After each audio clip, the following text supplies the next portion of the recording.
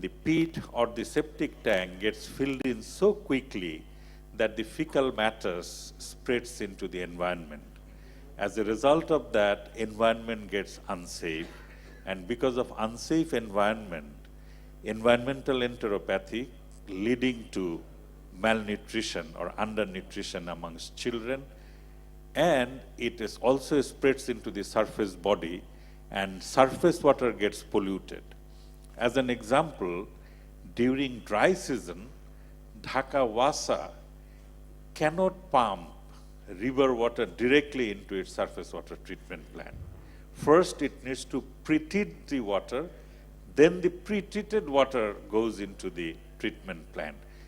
And if you look into beginning of the September, Asian Development Bank published one report, Asian Water Development Outlook, where they have mentioned that amongst the countries of Asian Pacific, Bangladeshi rivers are worst in terms of river pollution. So there are a number of implications of these wash-related practices, policies, and strategies that are attributing towards urban poverty, and today we will be discussing some of these. So the first presentation, which will be presented by Dr. Ashraf Ali of ITN BUET, that would be on fecal sludge management and emerging urban challenge. Dr. Ashraf is the director of ITN BUET and a professor of civil engineering in Bangladesh University of Engineering and Technology. Professor Ashraf. Good morning.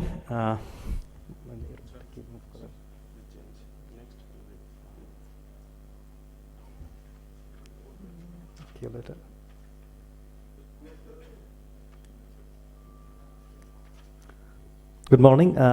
Today I'll be talking about fecal sludge management, the scenario in Bangladesh.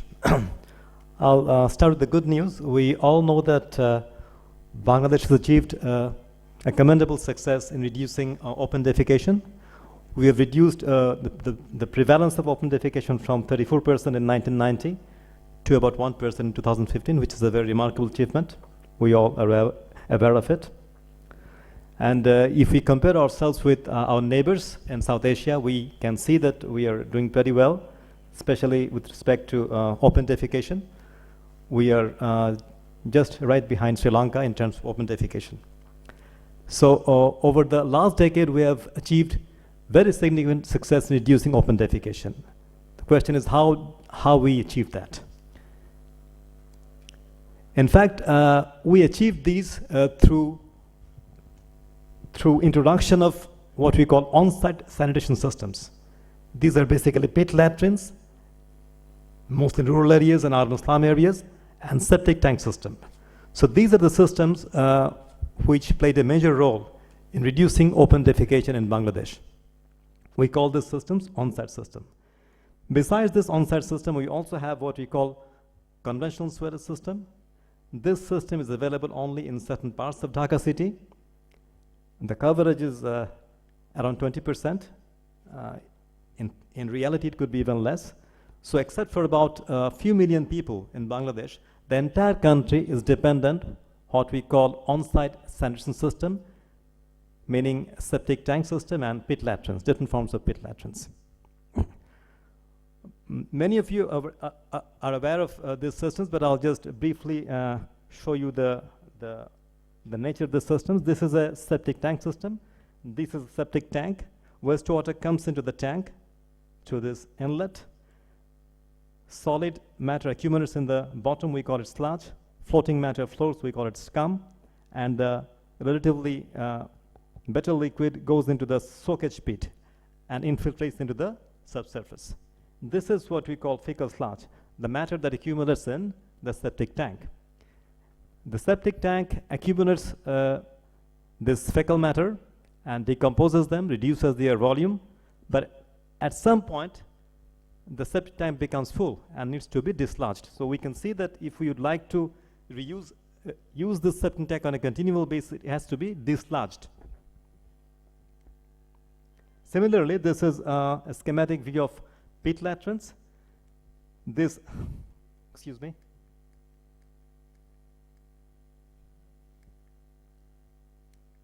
Okay.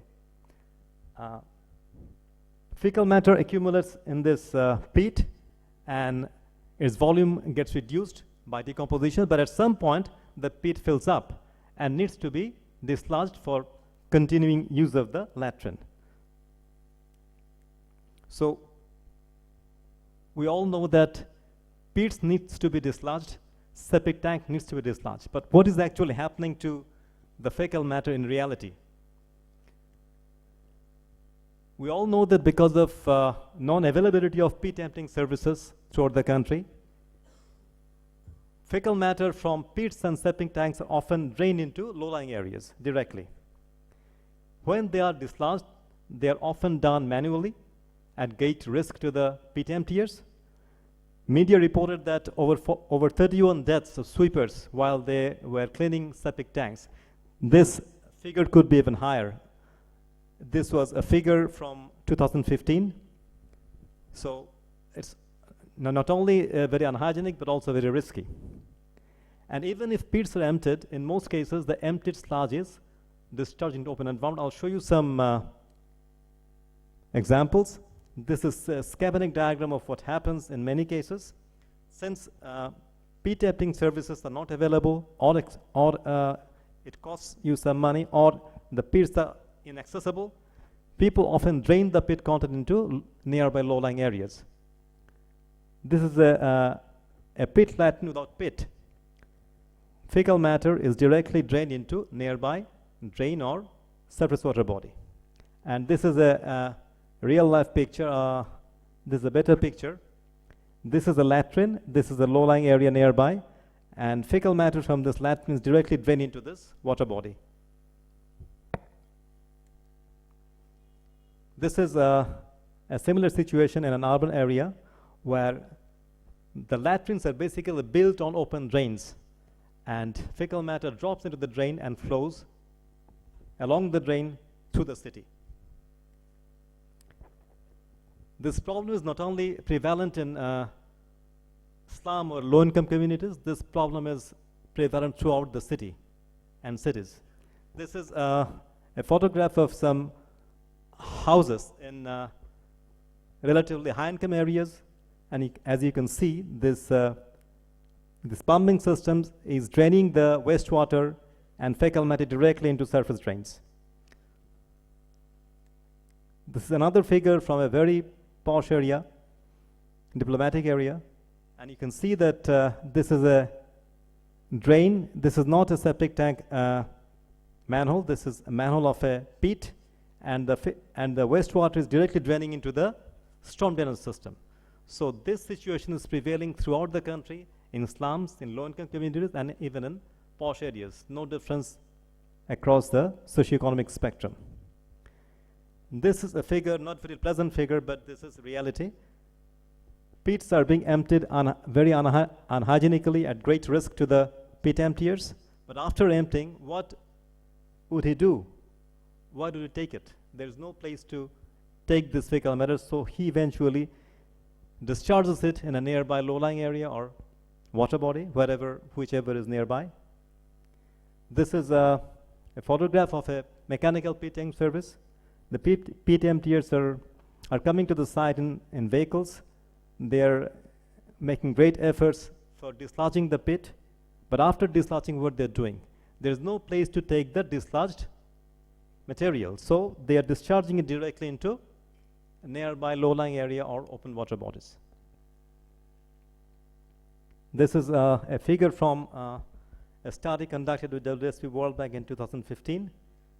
This figure is from a slum in Dhaka. So we see that this is the fecal matter dislodged from pits, being discharged into drains, and these drains are flowing not only through slums but throughout the city.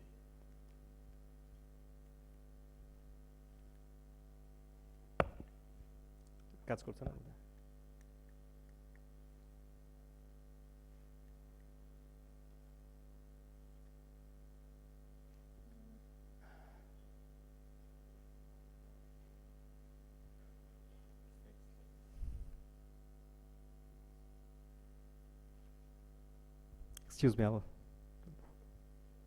share.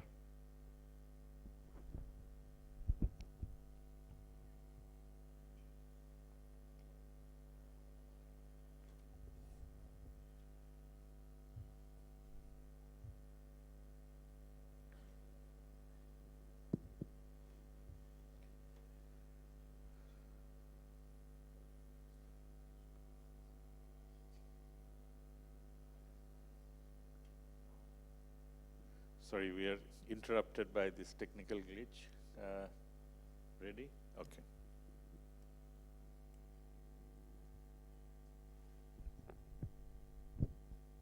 So we are witness that we are facing serious pollution of the environment through sanitation facilities. I'll give you some examples. This is from a World Bank study, World Bank WSP study on fecal flow, what you call shit flow in Dhaka city. If you just spend a few minutes, in Dhaka, about 20% of the Dhaka city is covered by sewer system, and 80% is covered by on-site sanitation system. You don't have to look at all the values and figures, just look at that. Out of this 20%, only 2%, according to the study, is properly treated and discharged. And out of this 80%, the entire 80% is coming back to the environment, either in receiving water bodies or drainage system or surrounding environment. So the entire fecal matter from on-site systems are getting back to the environment eventually. And about 18% of the 20% of wastewater that is covered by sewer system also comes back to the environment eventually. In fact, this situation is not only valid for Dhaka, but for most urban areas. This is an example of Faridpur. This estimation was done by Practical Action Bangladesh. In Faridpur, the entire city is covered by on-site system, and only about 10%, 6 plus 4, 10% is safely buried, but the remaining 90% is getting back to the environment, either in water bodies or drainage system or in the surrounding environment. So what is the solution? We have done very well in reducing open defecation. Most people are using latrines now, but we see that fecal matter from the latrines are getting everywhere in the environment. So what should you do? So one might ask that whether we are in the right track when it comes to sanitation, and what is happening in other countries. In fact, on-site sanitation system is prevalent not only in Bangladesh but throughout the world. About 2.7 billion people worldwide depends on on-site sanitation, and in urban areas, the number is expected to rise to about 5 billion by 2030.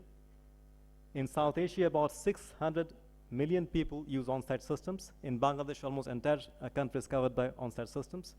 So we can see that on-site system is here to stay. It will not go away. We will not be able to build sewer system throughout our cities and towns. So on-site system will be here. And we also see a quote in different literature that if we discharge 5 meter cube of fecal sludge into open environment, that is equivalent to 5,000 people defecating in the open. So we are claiming that we have reduced open defecation, but if we don't manage our fecal sludge, we will not get the benefit of reduced open defecation in Bangladesh. So what should you do? In this respect, there has been a shift in global thinking regarding on-site sanitation. When we were younger, on-site sanitation was thought as a temporary solution, that it's a system that will be here for some time before we build sanitation sewerage system, and it will go away. But now we see that this is not the case. On-site system is here to stay. And now we can claim that if we properly manage our fecal sludge through a system which is commonly referred to as fecal sludge management, on-site system could be a very hygienic, efficient system. And it will cost you about 5 times less than the conventional sewerage system. This has been practiced and is being practiced in many countries, in the neighboring countries, and also throughout the world. Malaysia, Philippines, Thailand, Vietnam, even Japan and USA, they also have successful on-site systems implemented. So what is fecal sludge management that we hear so much in recent times? Fecal sludge management is a system that involves emptying of fecal matter from properly designed on-site systems, meaning septic tank and pit latrines in the context of Bangladesh, transporting the material to a treatment facility, properly treating the fecal matter, discharging the effluent, and reusing the byproduct that could be generated at the treatment plant, for example, compost. But this, this concept is relatively new. We didn't read it when we were students. We are just beginning to teach this topic to our students in recent times. So awareness about this FSM and its applicability, feasibility is relatively new.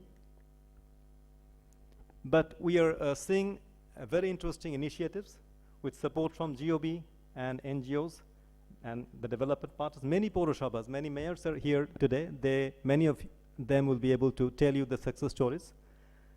Have been providing FSM services, but the coverage is in many cases or in most cases relatively limited.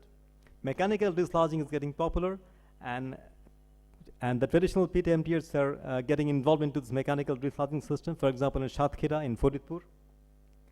Fecal sludge treatment plants are being built, for example, in Shokhipur, very successful initiative, and compost are being produced and sold. So these are very encouraging initiatives.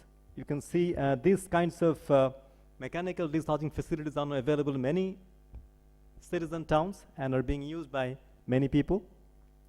This figure is the photograph of a treatment plant in Shatkhira municipality, which has been supported by Practical Action Bangladesh. This is, I'll draw your attention to this. This is what we call sheet flow diagram of Shokhipur municipality before the introduction of fecal sludge management system supported by WaterAid and BASA. You don't have to look at all the numbers, just look at these two values. That entire Shokhipur is covered by, almost entire Shokhipur is covered by on-site system, some DWATs. Before the introduction of before this initiative, about 21% of fecal matter was contained within the pits, not going back to the environment, but the remaining part was getting back to the environment. Almost 80% of the fecal matter were getting back to the environment eventually. This was the situation before the initiative by Shokhipur Poroshobha, supported by WaterAid and BASA. This is a photograph of the treatment plant at Shokhipur. This is treating fecal matter together with solid waste, and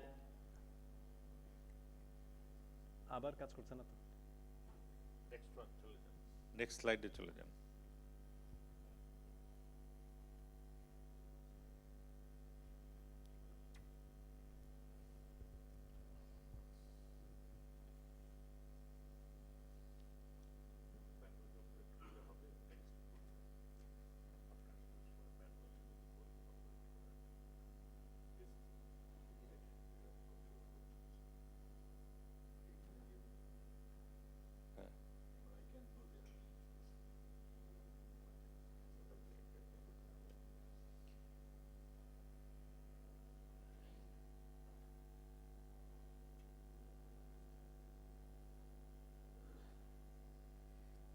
Ranjan ল্যাপটপটার মধ্যে বদলায় ফেলেন, হ্যাঁ?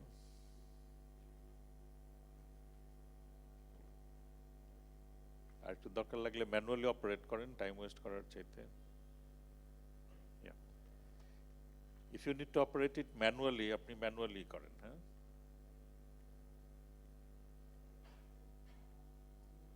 So this was the situation before the initiative, and this is the situation after the initiative.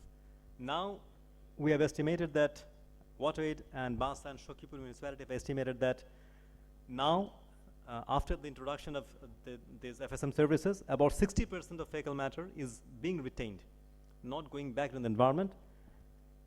Before this initiative, 80% of the fecal matter were getting back to the environment. Now that number has come down to 41%, half of that.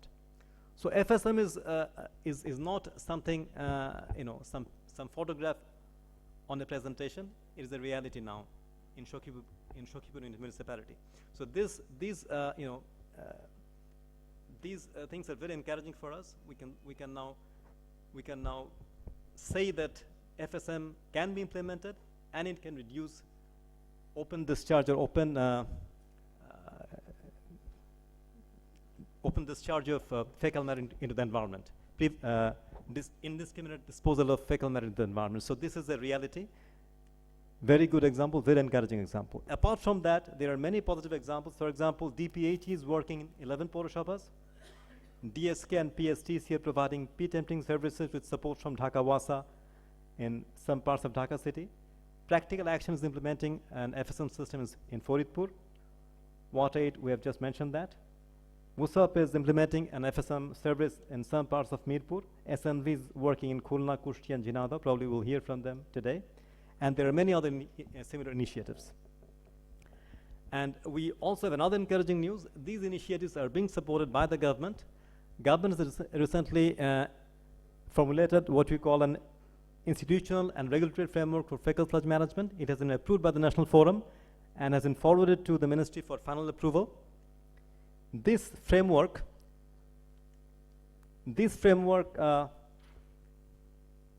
very clearly defines the roles of different institutions for FSM. This is just a summary of what the framework says.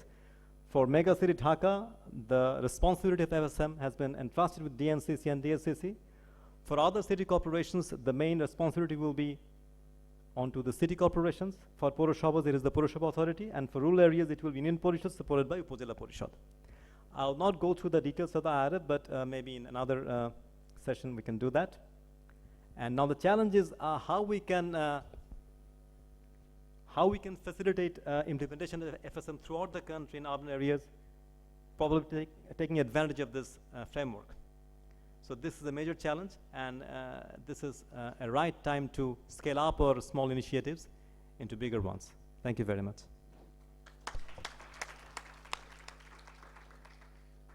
Thank you, Dr. Ashraf. Those who have questions, please note it down, because after two presentations, before we go to the panelists, we will have some clarification or question, and then through an interactive process, we will move forward.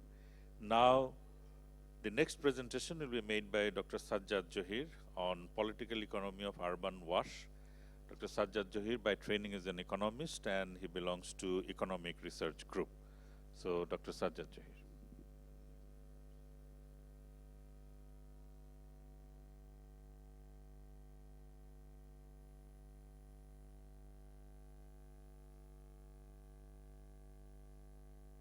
Thank you very much. I'm trying to figure out how to place myself. We did a study for WaterAid Bangladesh almost a year back, I guess. Between then and now, I did few other things. So it's something I'm trying to refresh my mind also. And there is also this aspect about contextualizing the presentation. I didn't realize that the Shokhipur may be around here, and because the 4 pieces of reports that we produced, one of them was Shokhipur, and that's the one where I was not involved. I mean, I visited the place, so I'll not be touching on Shokhipur that much, but I'll be talking in general about few things on what we picked up through this political economy study of the wash sector.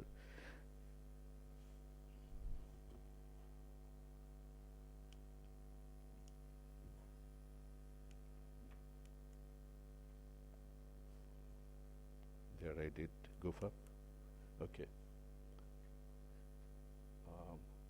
How do you blow that up? Okay, thank you. These are the studies. If you visit the website of Economic Research Group, which is ergonline.org, you'll get all the 5 reports. There are 4 reports, and there is a summary and recommendation, which is the final one. We did one piece on the fringe area, fecal sludge management in the fringes of Dhaka city. That's where I'll pick up most of the stuff from. There was a very, a critical review of political economy approaches, which I'll touch upon initially. And there was also this study on the water supply in Khulna city, the issues around that. And what you heard from Dr. Ashraf, I have, few suggestions on or additions to the narrative that we heard about the history of fecal sludge management. If you're into 60+ generation, you'd realize that there was a time when the transportation was manually done by the class of sweepers whom we used to call Methors, I think. And there was, as such, no direct contact, but the sweepers had to bear the burden of all those, the negative parts of transportations. And then eventually we went into anaerobic digester, something that we often miss out. I mean, there was sanitations of some kind, and there were digesters, and we didn't have the tissues and the harpics and all those chemicals during those times. So the digesters functioned very well in many parts of the country, and for many years actually. And subsequently those are emptied in particular ways, which were considered to be relatively safe. And then eventually, I think in Dhaka city in the 80s, things started to move too fast. The urban living, the complications, the design and lack of control, subsequently even, you know, the blockages in water bodies, all those things leading to changes where we started to think through that, well, the initial idea of not depending too much on the central sewage system and the treatment plant.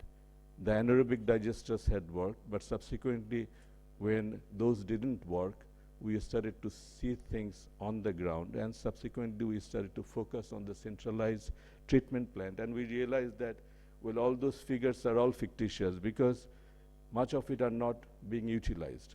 And you saw in the earlier presentation on the sheet flow that Dr. Ashraf made, at the end of the day, only 2% were effectively treated.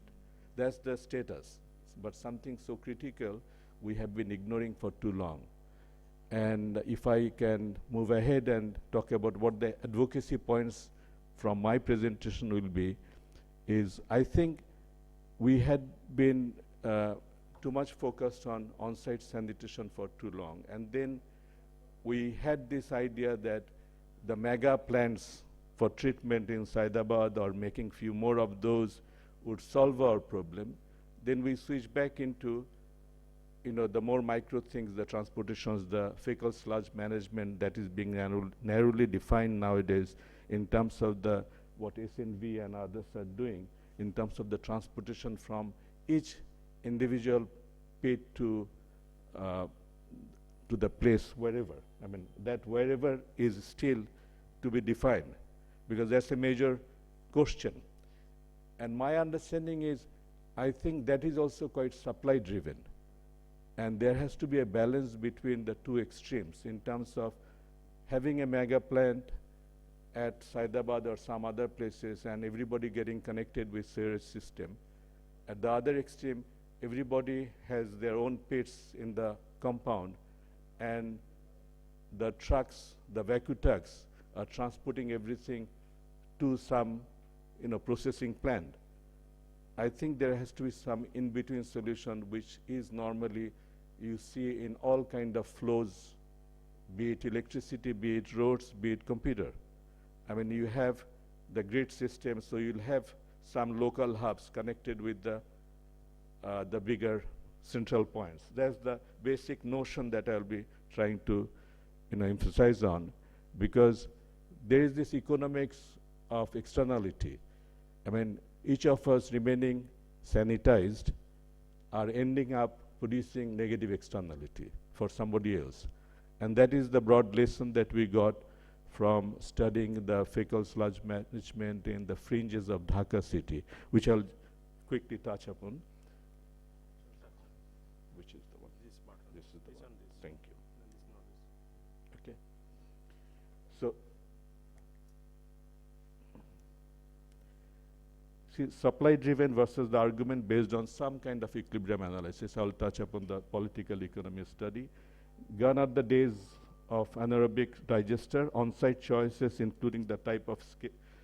I mean, this is one important thing because we use this term septic tank, but we realize from the study that there is no unique septic tank.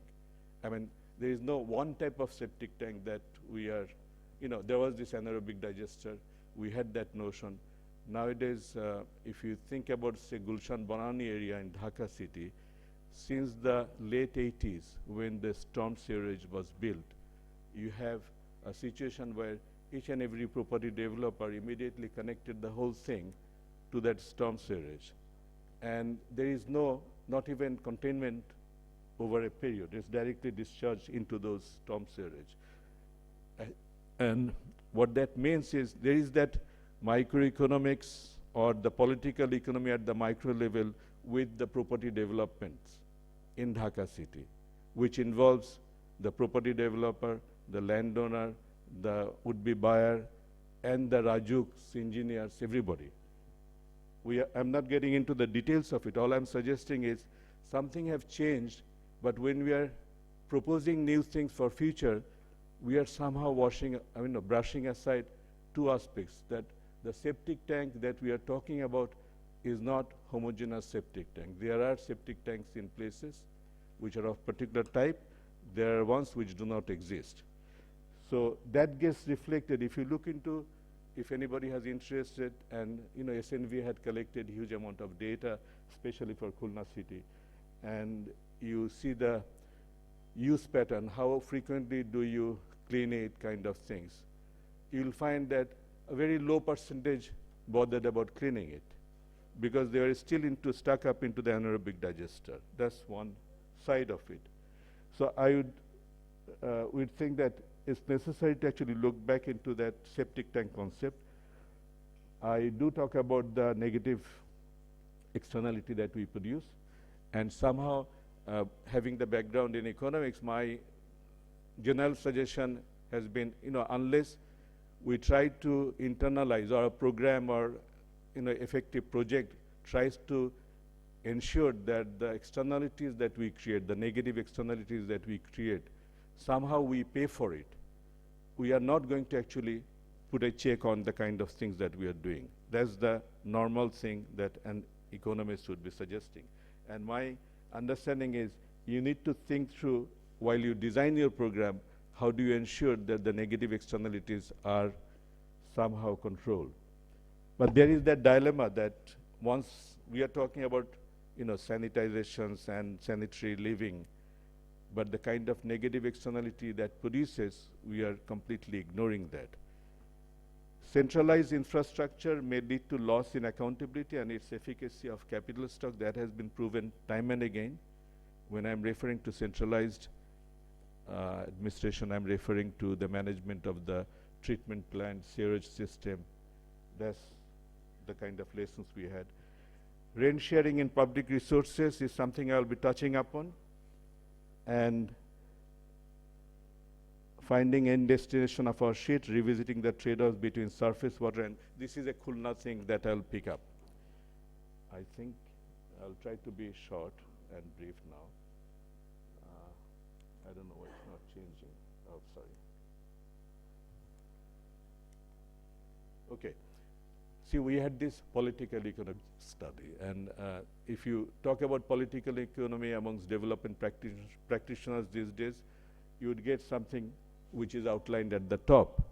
It's something when you know exactly what you want to do, and in implementing that, you face problems, you identify the actors who are in favor of changes, you identify markets, institutions, regulations, and all those kind of things which are pro and which are against, and then try to find a way out. So when you're trying to implement a program, you face difficulties and you carry out a study to understand the details of it, and so that your implementation is more effective. This is very simplistic way of presenting. If anybody is interested, a detailed review is done in the paper. What we did, we took a different approach to political economy study in the ERG study that we undertook. And we considered that there are multiple variables beyond economics and beyond economy, which influence the outcomes that we observe in the sphere of WASH, water, sanitation, and hygiene, be it on the on-site or in the mega infrastructure side. And try to understand those factors, and then try to come up with suggestions that if you want to change one equilibrium in the sense that there is this equilibrium analysis which knowingly or unknowingly we all follow, because that's the basis of how we abstract knowledge, and the kind of changes that we desire for, and how do you bring about those changes. So that's basically the approach we had taken, not confining to what is nowadays talked about in the political economy study amongst development practitioners. There is a problem, first of all, there is a problem in the way we think. I would say this is a case where it's a very straightforward Singaporean case of zero waste sanitation, and it captures the essence, but it's talking about overall urban waste, not just the fecal sludge. But it sets a target in terms of achieving somewhere and what are the things to be done. If you look into consumer, producer, collection, waste generated, and then something goes into landfill, something getting recycled, power generations, there is a clear picture and there is a clear target, mandate that you define, that this is what we would like to achieve. What we have, the two other ways of thinking in some of the developing countries, these are taken from one of the reports. Donor coming in, Ministry of Environment, then coordinate program, waste management, fertilizer. These are the, so there is a dependence to begin with when we are thinking about the problem. This is the one which is taken from the proposed framework, which is, we don't have the donor, but we have the Ministry of Local Government, Rural Development and Cooperative, and then we have city corporations. If you think in terms of the tax collections, the tax, end of the day, the major source of fund would have to come from the government in this framework. And government, whether outside parties come in under a loan program or aid program, there are always such involvements. All I'm suggesting is the way we think is something that we need to revisit. I'm not giving you any solution out here, but it seems that the flow of funds, flow of technology along with that fund and the end beneficiaries, there are some problems in terms of coordinations, and generally speaking, if households are producing something and they want better living, somehow they have to pay for it in order to ensure that they get that better living. And in a supply-driven model, normally we don't see that. This is the framework that is also you see in case of the concept note that has been proposed for the fecal sludge management. The on-site and the fecal sludge management part are distinguished, and generally within this framework we looked into three different areas in the reports. One is on the containment part, and our broad conclusion is how households respond depend on the kind of broad infrastructure that are available around. I mean, if you have good sewerage system, people would connect with it. If you did not have any sewerage system, we checked into few spots in one of our study areas where we found that they adopted anaerobic digester. But obviously there are problems with it because the living with chemicals and tissue papers have created problems. But generally speaking, the data suggests that whenever there has been sewerage lines put in place, the pre and the post comparison suggests that the percentage of houses who went for having on-site septic tanks is a lot higher than when those, compared to the buildings which were built after the sewerage lines were put in place. And in case of Gulshan Banani areas, 1988, around that time, I think, when the storm sewerage was put in place. So pre and post makes a hell lot of difference.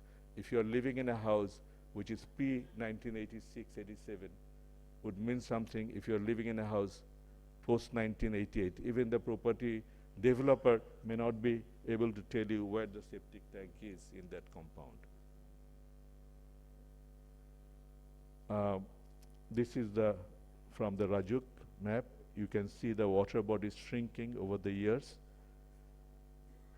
On the right bottom corner, on the two extreme, is difficult to see, but there are this Merul Badda and the Dhaka Uddan areas which we picked up for a study. What we found that household choices are influenced by the community level infrastructure made accessible to them. One area where this has significantly changed the trajectory of urban living is in our shift away from traditional septic tank, which I just mentioned. People use the term septic tank in reference to on-site infrastructures which vary widely and all of which do not necessarily serve the same purpose. BNBC has a mandatory requirement, at least the draft that I saw had this mandatory requirement of emptying septic tanks at shorter intervals. I think it's 60 days was mentioned in BNBC. 6 months now. Okay, 6 months is the deadline within which, all I'm suggesting is, there is no homogeneous septic tank, and having a law which cannot be enforced makes things difficult further for future improvements. So it needs to be thought about carefully. If I can take a step ahead and say, when I'm talking about a balanced approach, is something where you have to have community level collections or deposit point, containment. Like we have parks, we have schools for a community. We ought to think about something at the community level which need to be emptied. And the community level collection points can always be connected with household level things.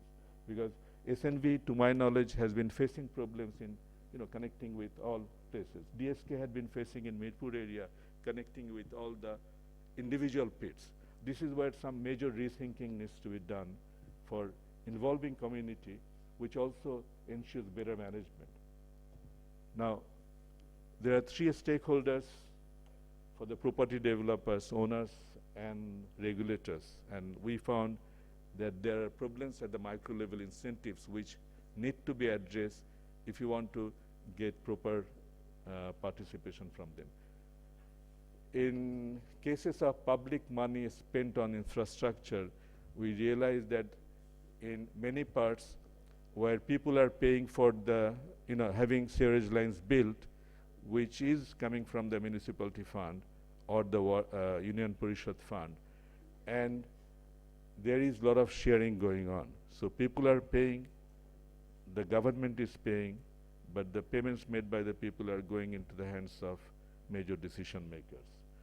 And that's something which somehow needs to be looked into. We also found that communities represented by, in many places you see Dhaka Uddan, for example, or some other large community, Aftab Nagar, or Bosundhara city, Bosundhara area, residential area. So whenever you have a very powerful leader out there who controls everything and who can continue to extract rent out of the individual plot owners, are better positioned to negotiate with public bodies in order to provide services. And this arrangement of so-called efficiency is tied with increased rent sharing.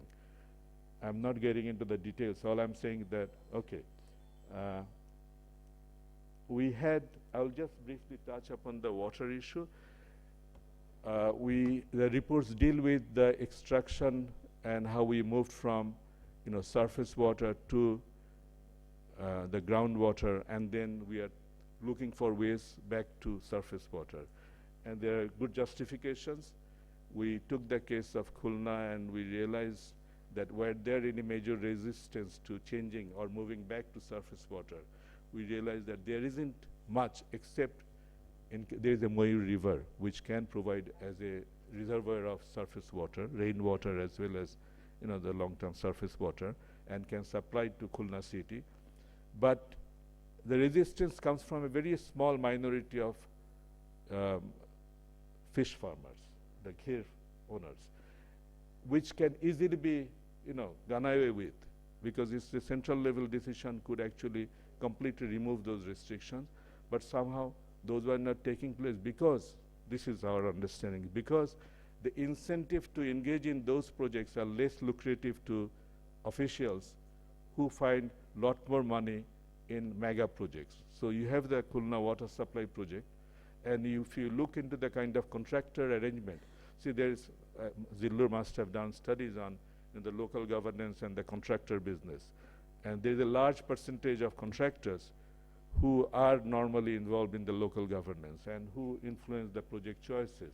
And this is where I think one needs to seriously look into how to move ahead with the surface water thing. There are conflicts. I'm not getting into surface water management and the fecal sludge management.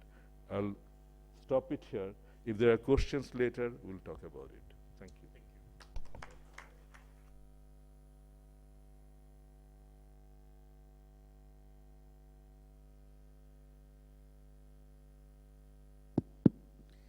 Yeah, thank you, Sajid Bhai.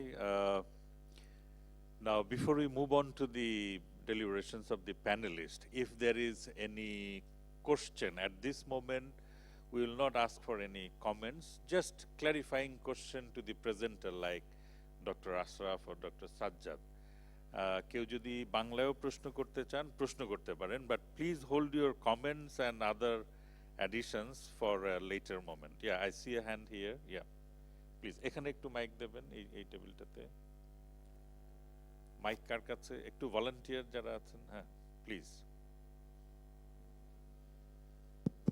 জি, তাড়াতাড়ি করতে হবে, হ্যাঁ। Thank you. I have a question for Dr. Ashraf. If you kindly introduce yourself. Oh, sorry. My name is Linda Roberts. I manage a small household solid waste management project for Swiss Contact here. My question regards the impressive example you mentioned of Shakipur. Because I don't know anything about Shakipur, could you just tell us how large this municipality or Purushava is? Because it links to the question of how easy it would be to scale up something to larger places. Thanks a lot. Okay. Sure, the mayor of Shakipur is here, so when he will be speaking, then he will tell it about it. Yeah, I can see the hand of mayor of Kustia Purosabha, Anwar Bhai. Yeah, এখানে তাড়াতাড়ি microphone এখানে দেবেন, হ্যাঁ। এখন কেবল প্রশ্ন, you can also ask in ধন্যবাদ। আশরাফ সাহেবের কাছে একটা প্রশ্ন, যে মূলত আমাদের দেশে টুপের ল্যাট্রিন বা সেপ্টিক ট্যাঙ্ক এই দুটোই ত্রুটিপূর্ণ। টুপের ল্যাট্রিন সম্পর্কে বলা আছে যে 7 ইউজার, কিন্তু আমার দেশে যারা গরিব মানুষ সেখানে মূলত 7 জন নয় 14 জন। সুতরাং এখানে পরিষ্কার করার একটা ব্যবস্থা আছে, পরিষ্কার করতে হয়। আর যেটা আমাদের সেপ্টিক ট্যাঙ্ক, এর মূলত অধিকাংশ মানুষ তার 3টে চেম্বার করে না, একটা চেম্বার করে ড্রেনেজের সংযোগ দেয়।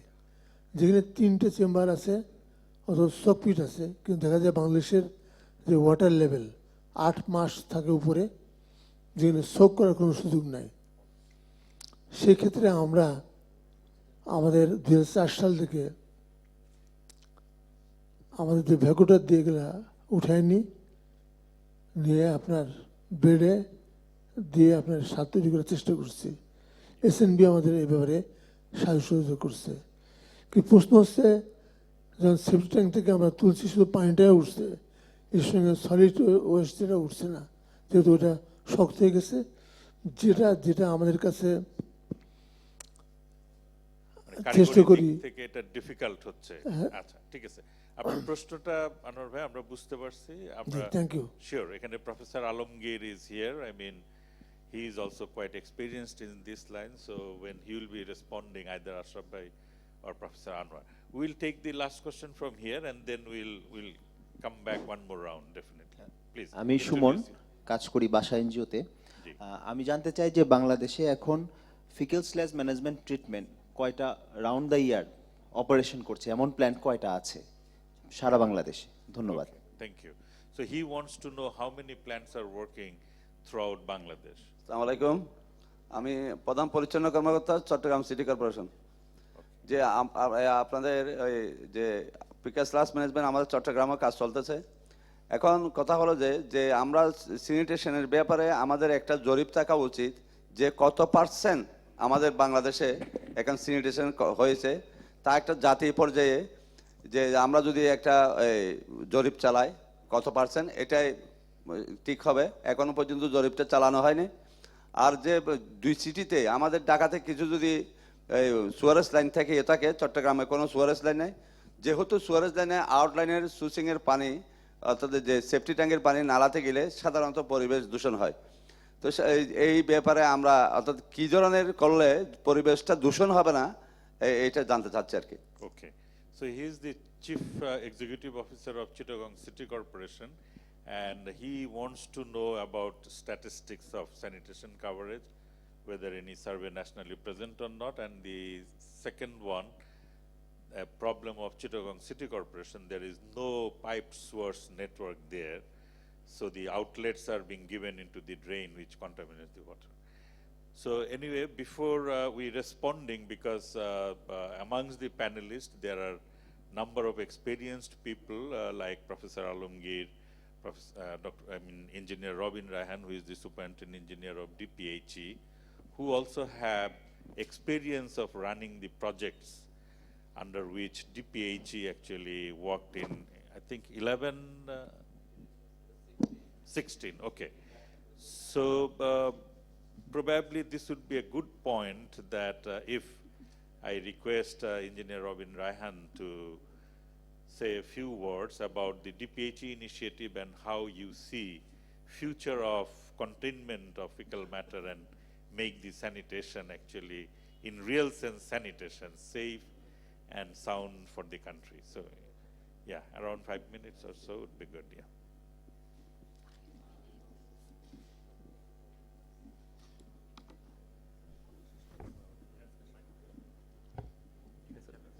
Assalamu alaikum, distinguished panelists and dear participants. Actually, first of all, I do apologize for coming late. I introduce myself. Actually, I am now presently the project director of 37 district town project of DPHE.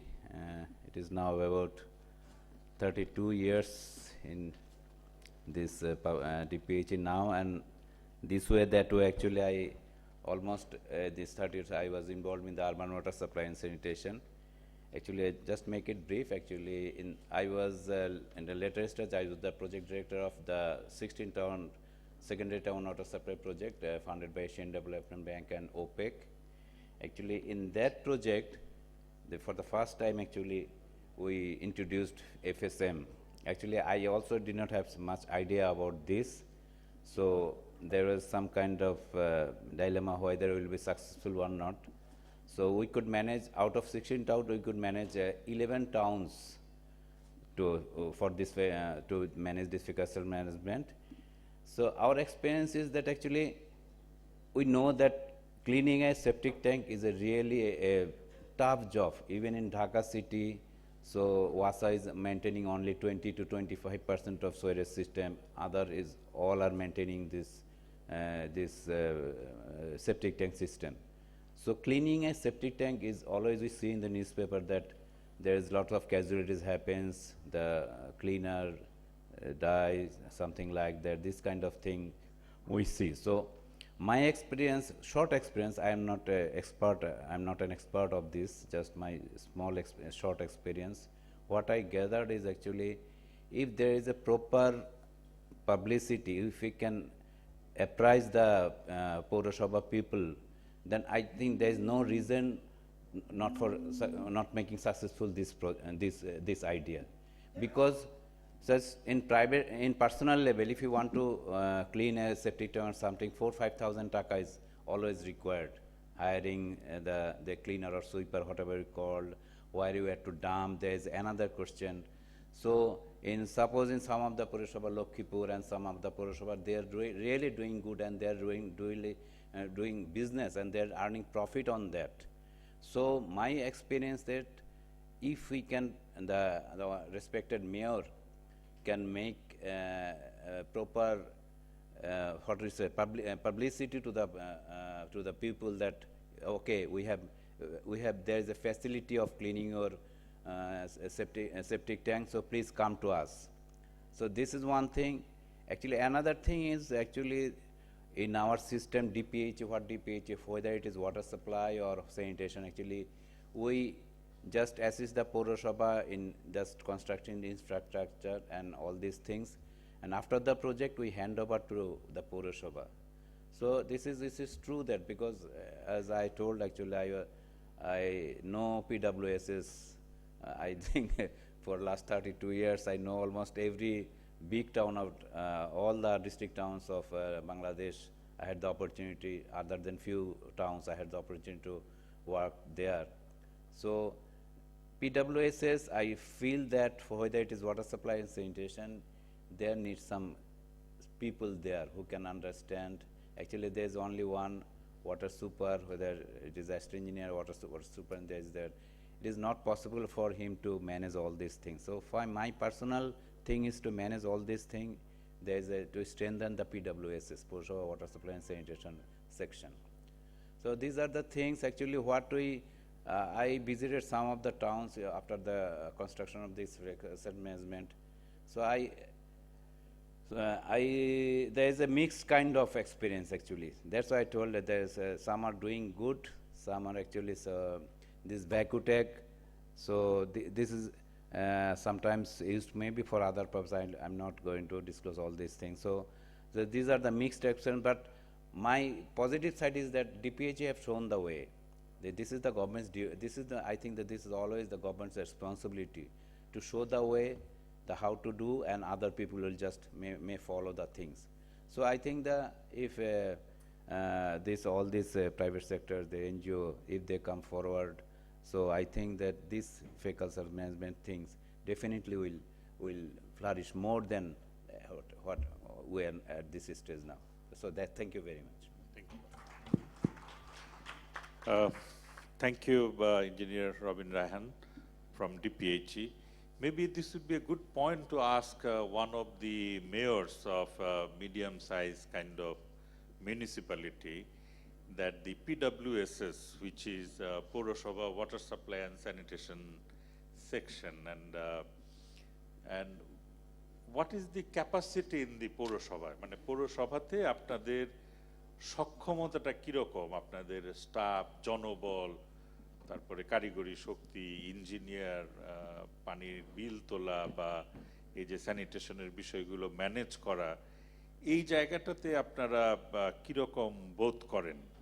In this line, I request one of the very veteran municipality mayor, who has been also the former member of parliament, mayor of Soyodpur municipality, Mr. Amjad Hossain Sarkar. আপনি যদি একটু সংক্ষেপে আপনাদের পৌরসভাগুলোর সক্ষমতা নিয়ে একটুখানি যদি বলেন, একটু মাইক্রোফোনটা ওনাকে একটু দেবেন। জি।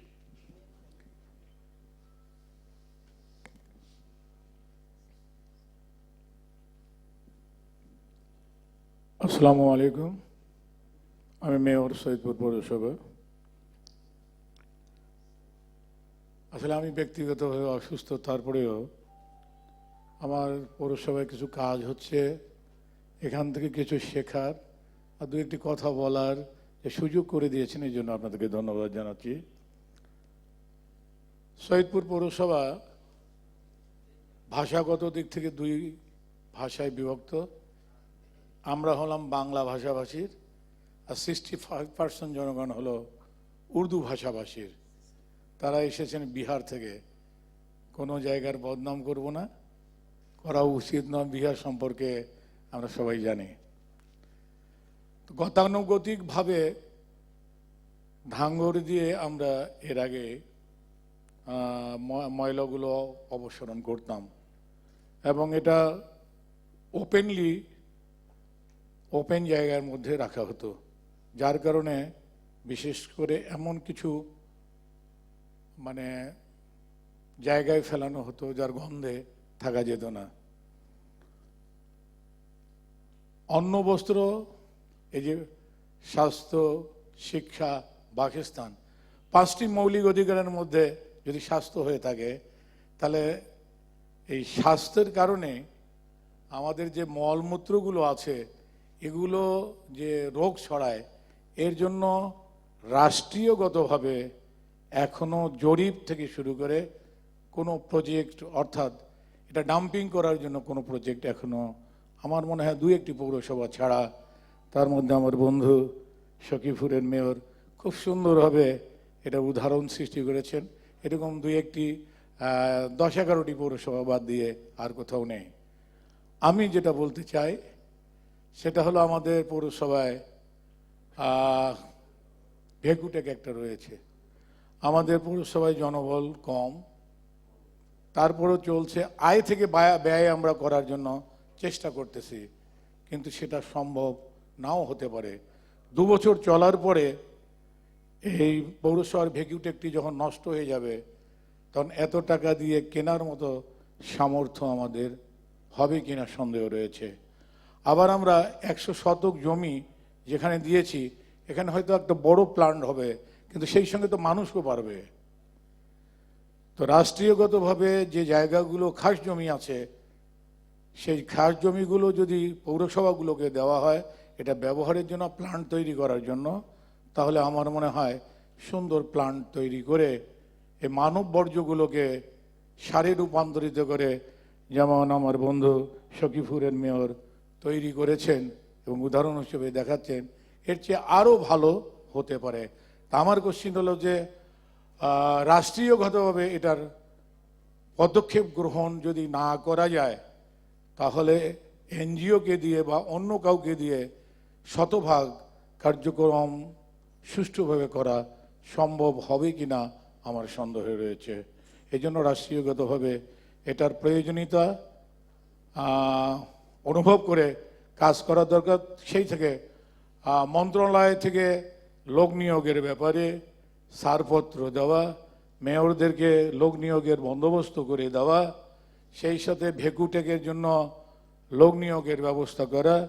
অর্থাৎ আপনারা সবাই আছেন, ময়লার গাড়ি মানুষ চালাতে চায়, জিপ গাড়ি চালাতে চায়, কিন্তু ভ্যাকুটেকের এই যে ড্রাইভার যদি মুসলমান হয়ে থাকে, তাহলে কিন্তু তার বেতন যদি বৃদ্ধি না করা যায়, অনেক মুসলমান আছে, অনেক মানে প্রায় 90% মুসলমান ড্রাইভার আছে, তারা ওই গাড়ি চালাতে চায় না। তো সেই কারণে আমি মনে করি যে অর্থনৈতিক দিকটাও রয়েছে। আমি আমার পৌরসভার কথা বলতে পারি, প্রথাগত সুইপার দিয়ে আমরা এটা করতাম। তো এখন বর্তমানে জিও এনজিও মিলে, পৌরসভা মিলে আমরা ছোট্ট একটা প্ল্যান্ট তৈরি করেছি। এই প্ল্যান্টটা হয়তো শেষ হয়ে যাবে কিছুদিনের মধ্যে। আমরা এটাকে ব্যবহার করতে যে যতটুকু সময় নেওয়া দরকার, ততটুকু সময় আমরা দিতে পারছি না। কারণ আমাদের প্ল্যান্টটাকে ধরে রাখতে 4,000 লিটার, আমাদের গাড়ি যেটা আছে 1,000 লিটার করে বহন করতে পারে। 4 বার দেওয়ার পর অতিরিক্ত দিলে প্ল্যান্টটাকে ধারণ করতে পারছে না, গাছগুলো মরে যাওয়ার সম্ভাবনা রয়েছে। আমি ধন্যবাদ জানাই সখীপুরের চেয়ারম্যানকে যে আমার ভাই সৈয়দপুর পৌরসভা ভিজিট করেছেন এবং আমাদেরকে আমন্ত্রণ জানিয়েছেন যে ওনাদের পৌরসভায় যাওয়ার জন্য। ইনশাল্লাহ আমরা যাব। আপনারা যারা আছেন তাদেরকে ডোনার এজেন্সি থেকে শুরু করে সরকারি আধা সরকারি যারাই আছেন না কেন, প্রত্যেককে অনুরোধ করব পৌরসভাগুলোকে, বিশেষ করে সৈয়দপুর পৌরসভায় আমন্ত্রণ জানাচ্ছি। কারণ সৈয়দপুরের পৌরসভার জনবল এত বেশি, এখানে যেটা কল্পনা করা যায় না, যে ছোট্ট একটি শহরে মানুষের সংখ্যা খুবই বেশি এবং এখানে ইসলাম, বাংলাদেশের মধ্যে সবচেয়ে বেশি ইসলাম হলো সৈয়দপুরে। অর্থাৎ আপনি একটু আগেই বলেছি যে ইলেকট্রিসিটি ফ্রি, রিলিফ ছিল ফ্রি, এখন তারা যেখানে পায়খানা করতেছে এইটা তুলে নিয়ে যেতে এটাও কিন্তু পৌরসভাকে কাজ করতে হয়। ইদানিংকালে মোটিভেশন দিয়ে তাদের কাছ থেকে ওই ভ্যাকুটেকের একটু ওখান থেকে কিছু লামসাম নিয়ে কাজ করা হচ্ছে। অর্থাৎ উর্দু ভাষীদের 22টি ইসলাম ওখানে অবস্থান করছে এবং ওখানে কমিউনিটি যে ল্যাট্রিনগুলো রয়েছে এটা ভর্তি হতে সময় লাগে না। মানুষের তুলনায় যত মানুষ তার তুলনায় টোটাল পপুলেশন কত? টোটাল পপুলেশন বর্তমানে 2 লক্ষ। জি, আর ভোটারের সংখ্যা হলো 87,000 ক্যান্টনমেন্ট বাদ দিয়ে। আর রেলওয়ের যে আছে, রেলওয়ের প্রতিটি কোয়ার্টারের সঙ্গে একটি করে। জি, আমি মনে করি যে রাষ্ট্রীয়গতভাবে অর্থাৎ সরকারিগতভাবে যদি প্রতিটি পৌরসভার জন্য রাষ্ট্র চিন্তা ভাবনা করে, তাহলে আমার মনে হয় যে এই সমস্যাটা রোগ ছড়াচ্ছে, এটা থেকে আমরা মুক্ত পাবো। আমি ধন্যবাদ জানাচ্ছি। আমাকে দুটি কথা বলার সুযোগ দেওয়ার জন্য। আবারও সৈয়দপুর পৌরসভায় ভিজিট করার জন্য সবিনয় অনুরোধ জানিয়ে আমি শেষ করি। সবাইকে ধন্যবাদ। Thank you so much. I mean, just to summarize, he was from Saidpur, he's from Saidpur Poroshaba, the Honorable Mayor. 200,000 population, but it's unique in a sense that majority of the population are non-Bangla speaking population who repatriated from Bihar. Because of the highly dense population and living condition, huge amount of sludge gets created, and usually the traditional sweepers that Sajjad Bhai was mentioning, Method, they used to collect. But now the system has been modernized, but the limitations of the municipality is that they don't have enough human resources to manage this. And the VacuTag, which is being which transports this fecal sludge to a under construction plant, that also has got certain problem, because if the revenue and the expenditure are to be balanced from the municipality's income, then it becomes difficult because the capital cost doesn't get covered through this income. If any major breakdowns takes place, that would be difficult. So what he is recommending very seriously, that the examples which are being created here and there, like 10, 11 small towns, that has to be taken up by the state parties, that is the government, and it needs to be scaled up throughout the country. That's the strong recommendation he is making, and he extended open invitation that we visit his Saidpur Poroshaba in near future. So thank you, Honorable Mayor. Despite your ill health, you came, and we are grateful for that. So thanks a lot.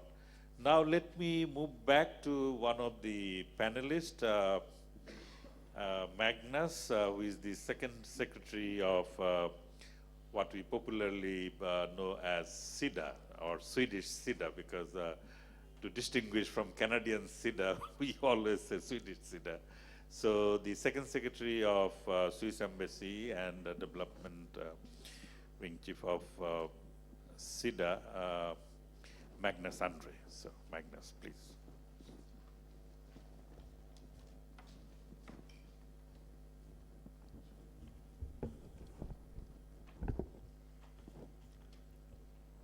Honorable mayors, esteemed participants, honorable chair.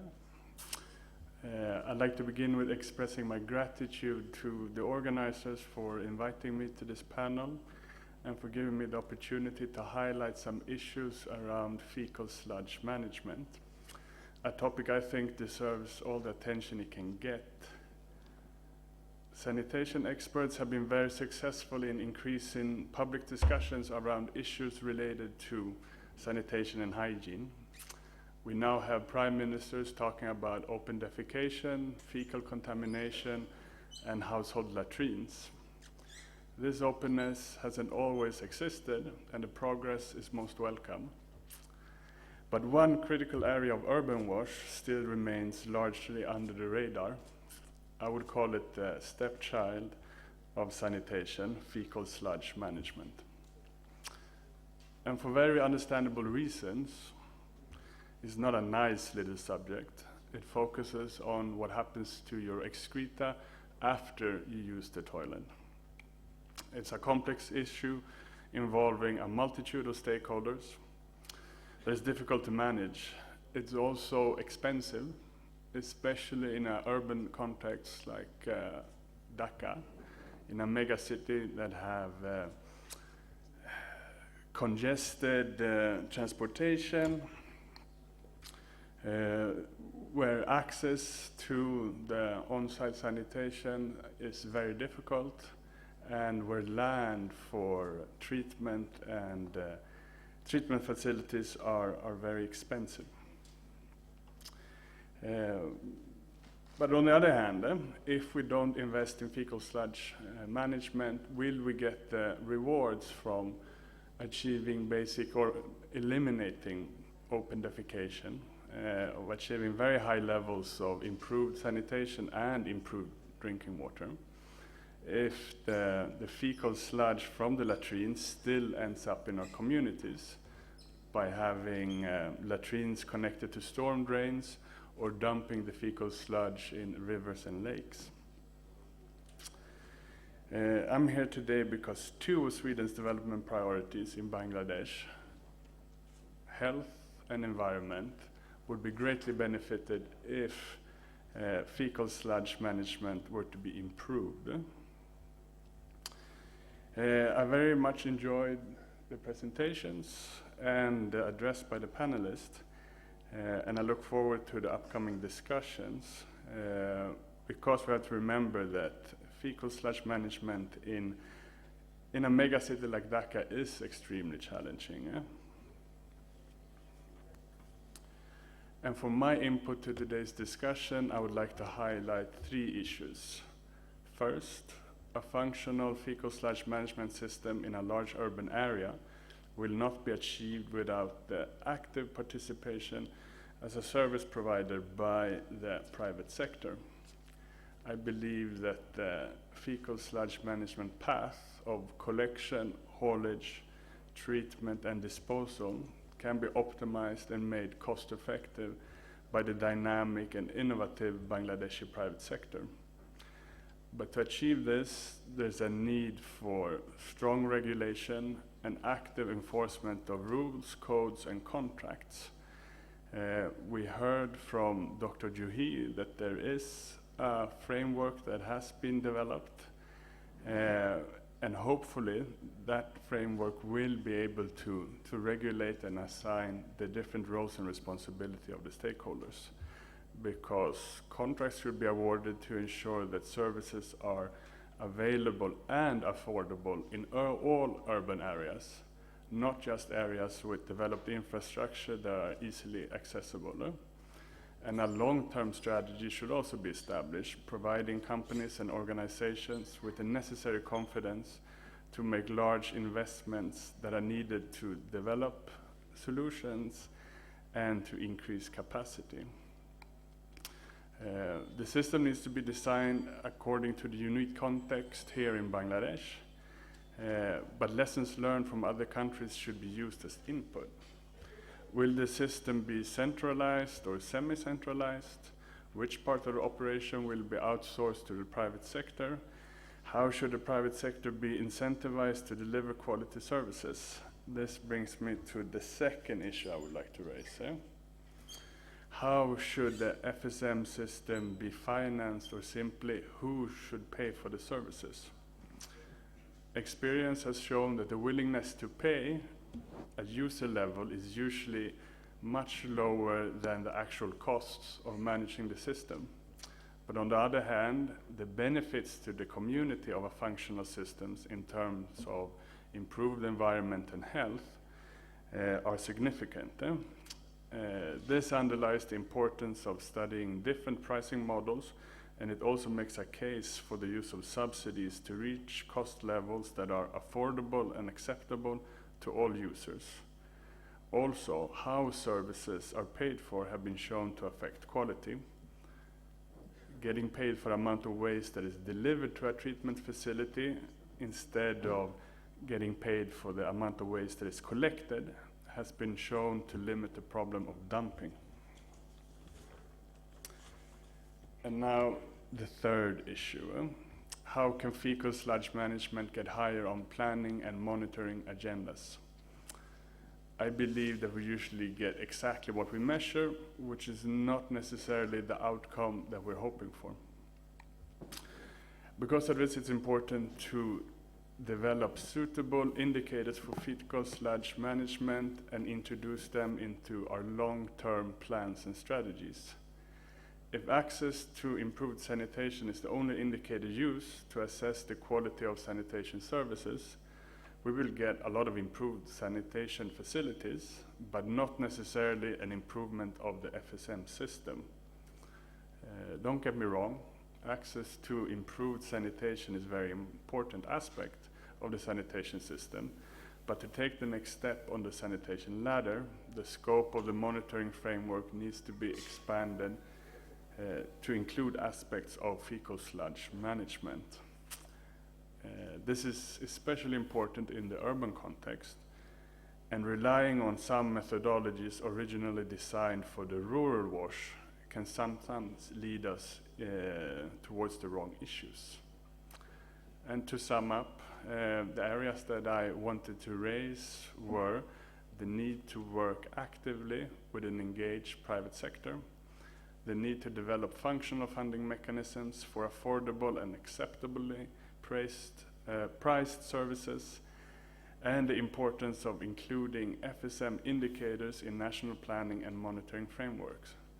In this process, Sweden will continue as a dedicated development partner to Bangladesh with a keen interest in the area of water, sanitation, and hygiene. Thank you. Thank you, Magnus, for your comments. Now, probably we should go for another round of question. যাদের প্রশ্নের এখন উত্তর দেয়া হয় নাই, those will be taken up by Professor Alamgir and when the presenters do their concluding remarks. So please introduce yourself. আসসালামু আলাইকুম, আমি মোহাম্মদ জুবায়ের, মেয়র সাতখানিয়া পৌরসভা চট্টগ্রাম। আমি আসলে নতুন কিছু বলছি না, আমাদের সৈয়দপুরের মেয়র মহোদয় মোটামুটি বিস্তারিত বলেছেন। সাতখানিয়া পৌরসভা 2003 সালে প্রতিষ্ঠিত হয়, তারপর থেকে এটি জনপদ হিসাবে আস্তে আস্তে বেড়ে উঠছে, অনেক জনসংখ্যা বর্ধিষ্ণু অবস্থায়। বিশেষ করে আপনারা জানেন যে রোহিঙ্গারা আমাদের এই এলাকায় অনেক জায়গায় তারা বস্তির মতো অবস্থা তৈরি করেছে। আবার নদী ভাঙন এবং সাগরের ভাঙনজনিত কিছু মানুষও ওই এলাকায় শেল্টার গ্রহণ করেছে। ফলশ্রুতিতে ইদানিং কিছু বস্তি প্রবণতা তৈরি হয়েছে এবং এদের জীবনযাপন অবস্থা এতই খারাপ যে ওখানে আমরা চেষ্টা করার পরও তাদেরকে তেমন কোনো স্বস্তিকর জীবন উপহার দিতে পারছি বলে মনে হচ্ছে না। আর এটি অত্যন্ত বর্ধিষ্ণু শহর, এখানে স্যানিটেশন কিংবা ইভেন কোনো রকম নালা নর্দমাও আমরা তৈরি করার মতো সুযোগ নেই। কারণ বিশেষ করে মানুষের অর্থনৈতিক অবস্থা ভালো হওয়ার কারণে তারা বাড়িঘর করতেছে আলিশান, কিন্তু কোথাও পানি যাওয়ার জন্য কিংবা এই যে শহরে পানি যাওয়ার জন্য কিংবা তাদের বর্জ্য অপসারণের জন্য ন্যূনতম জায়গাও কেউ ছাড় দিচ্ছে না। এরকম অবস্থায় আমরা মাস্টার প্ল্যান প্রণয়ন করেছি, এটা নিয়ে অনেক জনসচেতনামূলক। একটু পাল্টা প্রশ্ন করি, আপনার তো পৌরসভার আইনগত ক্ষমতা আছে। হ্যাঁ বলছি, আমি ওটা আমরা মাস্টার প্ল্যান করেছি, করেন না? হ্যাঁ করছি, বলছি মাস্টার প্ল্যান তৈরি করেছে এবং এটি নিয়ে জনগণের সাথে আমরা বহুবার কথা বলেছি এবং অনেক জায়গাতে আমরা বল প্রয়োগ করেও অনেক সময় তাদেরকে আইনের, যেমন গতকালকেও একই রকম একটি ঘটনা হয়েছে, আমরা এই কাজগুলো করেছি। কিন্তু কথা হলো এখানে আমরা যদি একজনকে একটা জায়গায় কাজ করতে নিবৃত্ত করি, সাথে সাথে ওই জায়গায় যদি আমি বিকল্প একটা ওয়ার্ক তৈরি করে দিতে পারলাম তাহলে হতো। আমাদের সামর্থ্যের বিষয়ও একটু রয়েছে। তো আমি অনুরোধ জানাবো, এখানে অনেকেই আপনারা উপস্থিত আছেন যারা সারা বাংলাদেশের এই যে মৌলিক সংকট, স্যানিটেশনের সংকট নিয়ে কাজ করছেন। সাতকানিয়া পৌরসভা থেকে আমি আমন্ত্রণ জানাচ্ছি, দয়া করে আমার এলাকাটি আপনারা ভিজিট করবেন। আমরা এই শুরুতেই যদি এটিকে একটি আদর্শ পৌরসভা হিসেবে গড়ে তোলার জন্য আপনাদের সহায়তা পাই, তাহলে আমার মনে হয় যে ভবিষ্যতের অনেক সংকট থেকে আমরা মুক্তি পাবো। সবাইকে অসংখ্য ধন্যবাদ। Thank you. I think he's the mayor of Satkania Purosabha in Chittagong, where Rohingya influx took place. As a result, low-income settlement and slum types of condition grew up very rapidly in the last few years, where sanitation condition is quite not so up to the mark. So I was posing question, and he was saying that people do construct home but don't leave space or connection for drainage or good sanitation. If they enforce law, the people ask, where is the alternative then? So what he is posing the question to the state parties is, without having a solution, sometimes the municipality law cannot be enforced that you need to have all the solutions within your domestic household or so. Maybe at this point, I know I'm seeing Mr. Nurul Huda, who has been the former managing director of Bangladesh Municipality Development Foundation can, in a very briefly, in 1 or 2 minutes, can highlight on these issues that where from these municipalities can access resources or fund to manage this kind of, address this kind of sanitation problem. মানে ওনারা তো অভিযোগ করছেন যে ওনাদের যথাযথ সম্পদ নাই, তো এটা কোত্থেকে তারা পেতে পারে, ওনাদেরকে যদি একটু কিছু বলেন, if you, yeah, please. Thank you very much, Just very briefly. Yeah. Mr. Chair and the panelists and the audience. Yes, আমি বাংলায় বলি for them, for better understanding of the people. আসলে আপনাদের যে সামর্থ্য সেটা এখন দিন বদল হয়ে যাচ্ছে। এখন আমরা গতানুগতিকভাবে সবসময় সরকার অথবা ডোনারদের দিকে তাকিয়ে থাকতাম তাদের আর্থিক সহযোগিতার জন্য। সেগুলো অনেক পুরনো ইতিহাস, সেখান থেকে ভালো কোনো একেবারে টেকসই কোনো উন্নয়ন মডেল আমরা প্রতিষ্ঠা করতে পারিনি পৌরসভাগুলোতে। এখন যদি আপনাদের নিজস্ব সম্পদের উপরে নির্ভর করে নিজেদের ব্যবস্থাপনা, নিজেদের তত্ত্বাবধানে এবং নিজেদের পরিচালনায় কিছু করা যায়, সেটা হবে সবচেয়ে ভালো, সবচেয়ে উত্তম, এবং সে সুযোগ এসে গেছে। যেমন সাতকানিয়া মাননীয় মেয়র বলেছেন যে তার এলাকার লোকজন অত্যন্ত স্বাবলম্বী এবং ধনী। এরা প্রায় প্রত্যেকটি পৌরসভায় এরকম ধনী এবং স্বাবলম্বী লোকজন তাদের বসতি স্থাপন করা শুরু করেছে, এবং বাংলাদেশের অর্থনৈতিক পরিস্থিতি অনেক উন্নত হয়েছে। সুতরাং এখন সময় এসে গেছে যে যারা এই সুবিধাগুলো নেবে পৌরসভার কাছ থেকে, তাদের উপরে ট্যাক্স করতে হবে, তাদের কাছ থেকে বেশি পরিমাণ অর্থ সংগ্রহ করতে হবে। তাহলে হবে কি, মেয়রদের অধিকার, তাদের যে নির্ভরশীলতা ওই ডোনারদের উপরে এবং সরকারের উপরে কমে যাবে। তারপরে তারা পরিকল্পনা করে নিজেদের এই বর্জ্য ব্যবস্থাপনা হোক, স্যানিটেশন ডেভেলপমেন্ট হোক, অথবা মনুষ্য বর্জ্য ব্যবস্থাপনা থেকে যে কম্পোস্ট তৈরি করে সার তৈরি করা যায়, সখীপুর পৌরসভার মেয়র যেরকম করেছে আজাদ, সেরকম করা যায়। এই সমস্ত দিকগুলো আপনাদের কাছে চলে আসবে। আমি মনে করি যে এখন সময় এসে গেছে আপনাদের নিজেদের অর্থনৈতিক ভিত্তির উপরে নির্ভর করে নিজেদের পরিকল্পনা করতে হবে, বাস্তবায়ন করতে হবে। ধন্যবাদ। Thank you.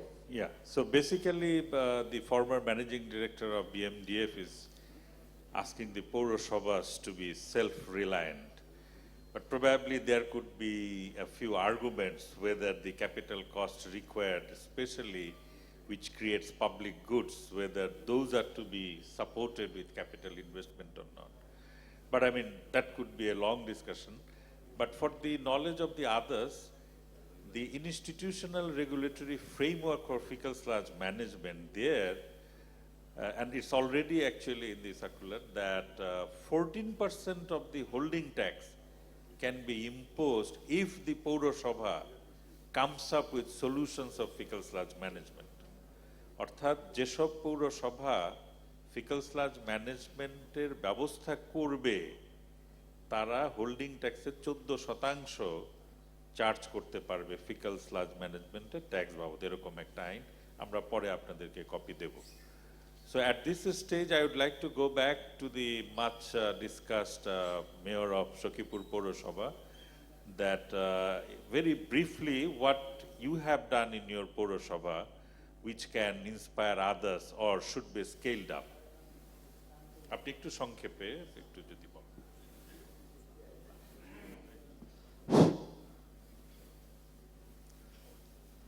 আসসালামু আলাইকুম। সম্মানিত সভাপতি,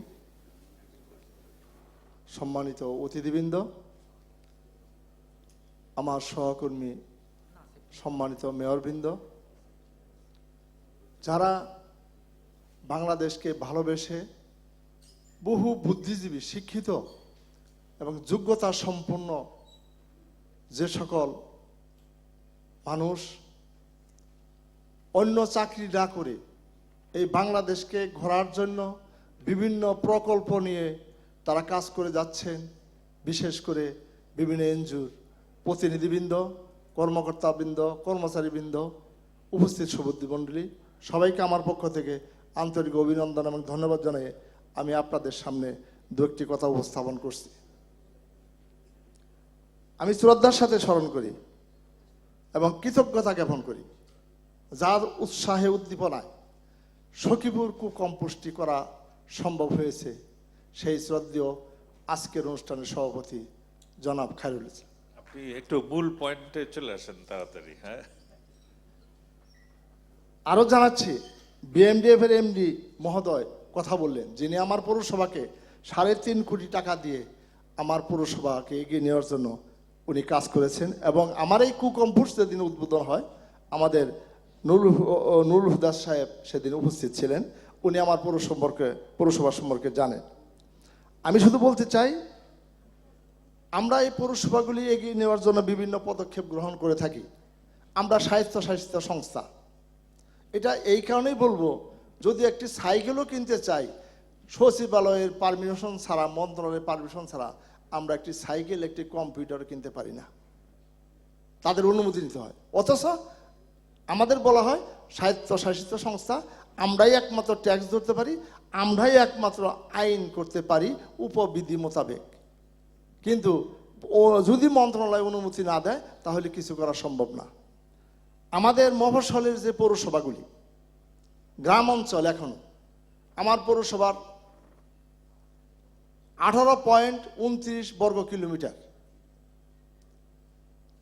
সেই পৌরসভায় আমরা এবার ট্যাক্স ধরেছি 25 লাখ টাকা মাত্র, কারণ গরিব এলাকা।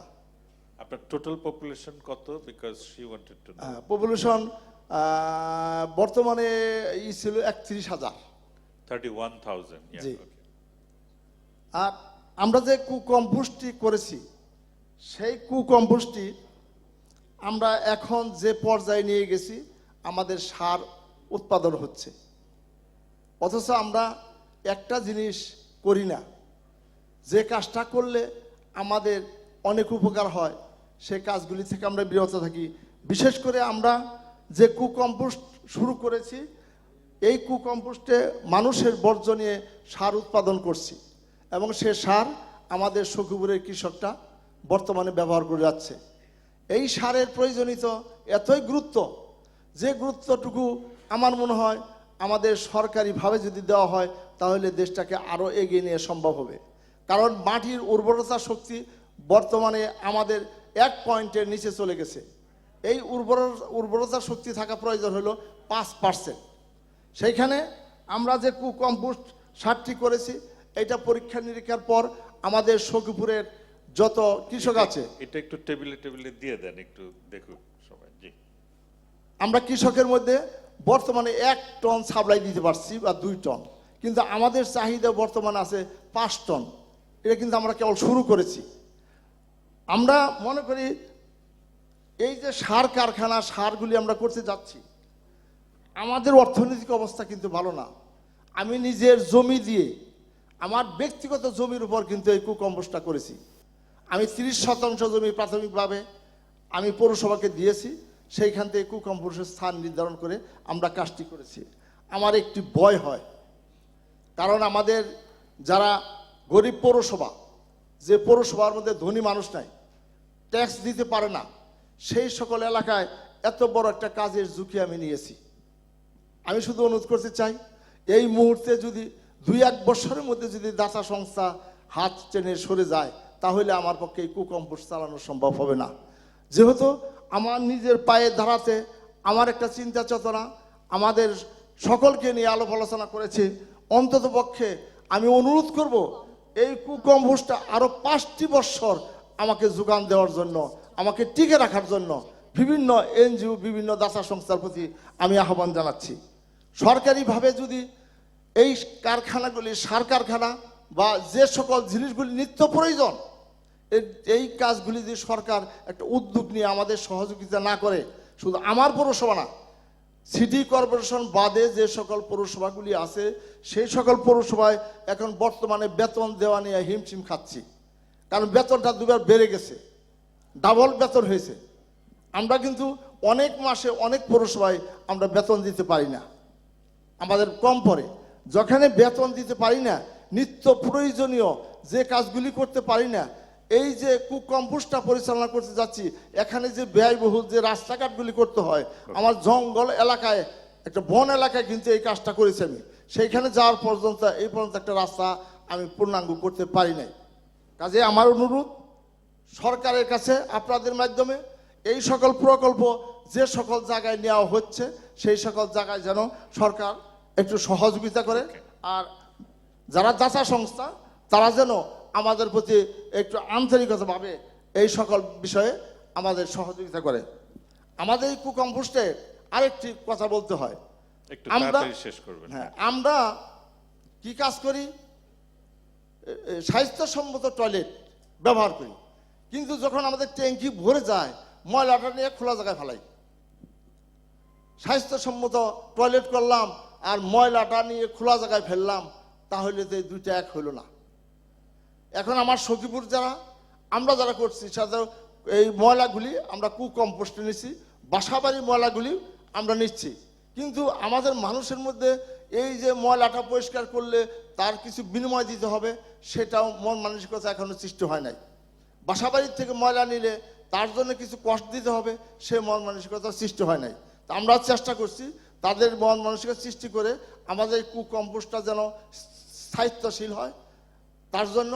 এবং এই যে সেমিনার আপনারা আয়োজন করেছেন, আমাদেরকে ডেকে একত্র করে পরস্পরকে জানার জন্য সুযোগ করে দিয়েছেন, এবং আপনাদের পরামর্শ নিয়ে আমাদের পৌরসভাগুলি আগে কাজ করে যাবে এই প্রত্যাশা ব্যক্ত করে সবাইকে ধন্যবাদ দিয়ে আমি আমার কথা শেষ করছি। আসসালামু আলাইকুম।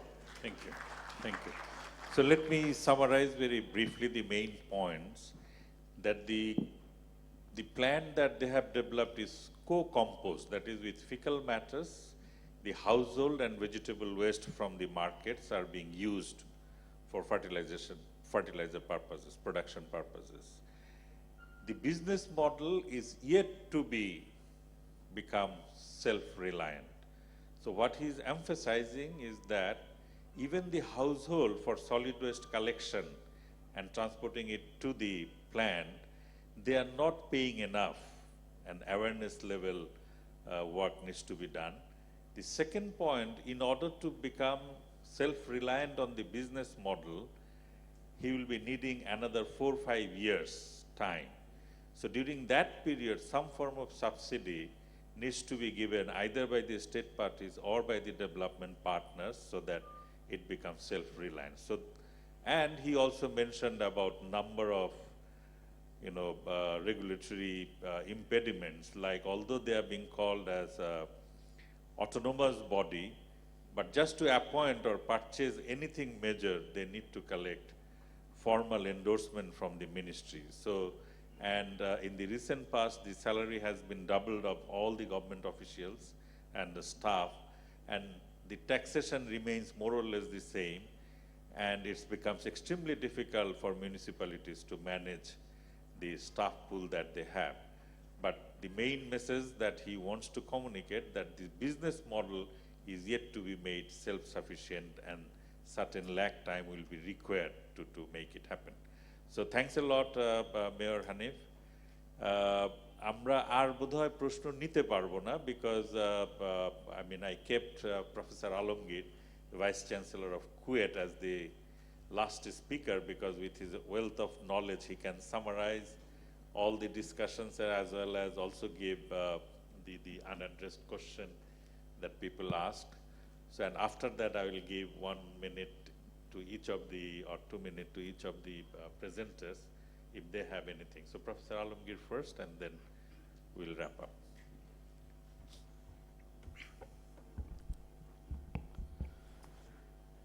Good morning. I would like to thank Dr. Khairul Islam of WaterAid and my friend Dr. Liaquat, also from WaterAid, for giving me the opportunity to come here and to share my little experiences with you. And I also thank PPRC and BBS for organizing this wonderful event. And we learned a lot of things from the distinguished speaker, Professor Ashraf Ali from BUET, and Dr. Sajjad Johir about fecal sludge and also the related aspects. And we also learned a lot of things from the mayor about their field experiences, especially mayor from Shokipur, mayor from Soyodpur, and also the from Shatkania. And I also see the mayor from Kustia, who is very brave and very energetic mayor as far I know from Kustia perspective. And we need such mayor to implement the government laws and regulations and enforce this. So first of all, I would like to draw your attention. In BNBC, there is a convention that we need to dislodging our septic tank in every 6 months. But if you asked the people, when did you last empty your septic tank? You will learn the different experience, and somebody will say, I never emptied my septic tank, but how long you have been using this? For the last 20 years. Some people may say 10 years, some people may say 6 years. So what is the magic? If BNBC regulations tells us we need to empty the septic tank for 6 months, but people are not emptying the septic tank for 20 years. So one magic is there. They just give their connection directly to the water bodies, directly to the drain. And we know that the solid part is only less than 5%, and due to the long-term decomposition, it also reduced, so that whatever the size of septic tank, it does not matter whether you need to dislodge it or not. If it is not connected, if it is connected with the drain, and if it is not designed properly, and if there is nobody to look after it. So this is the main things. And another point was raised here, that the so-called septic tank is not working. It is partially true in some places due to the fault design and construction. In some places, the water level is very close to the ground surface, and we never realized that why this septic tank is not working, and whether this septic tank is designed properly, because BNBC code and also sometimes the PWD, they are constructing the septic tanks, we found that there is some differences. And also somebody make the septic tank in such a way, it will never work. So that this is not the water table. It does not matter where is the standing of water table. We must have the solution. So during this time, we have been working on this in our university, Khulna University of Engineering Technology. It is a part of a project which is run by SNB in Khulna City Corporation and Kustia and Jineda. So we are looking for what is the best options, why the septic tank are not working, what is the design of the soak oil, and what will be the elevations, and if water table is very close to the ground or water table is very low, what will be the solution? So we need these things to be addressed. And other things that before that, fecal sludge management was not so talked in our country, because we don't, even for solid waste management, we don't have national strategy. Bangladesh is one of the country in this region which does not have any national strategy for solid waste management. I heard that for the long time it have been on the table, but I don't know how long it will take time to be come into the conclusions and solutions of this. And so this is very important point. And another important point is that if you look at that our country report about the Millennium Development Goal, we are very happy that our country achieved lot of the indicators, lot of the things before the designated time. And if you look at the national country report in 2000, which was published at the end of 2015, you may find that the percentage of open defecation drastically reduced. We are very happy to declare it, it is 1%, which is very, very less with our neighbor. But if you keep your mind, in last July 2016, I forget the place, in Dhaka, there was a workshop, and so far I can remember that our honorable, one of the honorable minister was there. It was reported there that open defecation in July 2016, 3.3%. However, our country report says that open defecation is 1%, but after 6 months, it was declared that it is 3.3%. I don't know what is the situation, why it is like that. So this question also raised by Purushoba Mayor of Kustia, that our data and our informations are not well documented and sometimes it does not match with the things. And for solid waste management, for fecal sludge management, our main question is that whether it is off-grid or on-grid.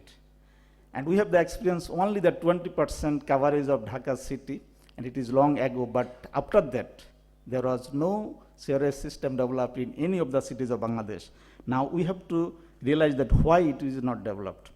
And so now where should we go? We should go for on-site or we should go for conventional sewerage system, that means off-grid or our connecting. But so far I visited a lot of treatment plant. I found that most of the cases the result is failure. So far I realized that you can have a debate on this and you can think that I realized that on-site system is better and it will work for Bangladesh considering our existing situations of the urban areas and other things. And you know that in Bangladesh, in urban area, nearly 10% people are living in the slum area, and which is more than 3% of total population. And our severely densely area is Rohingya camp, which is a Rohingya refugee camp, and also Geneva camp, and also Bihari camp, where the population density is very, very high. You can realize that 5.5 million people are living in an area of 25 square kilometer. So that how dense this area. So we have to think how we can do the proper fecal sludge management in these areas.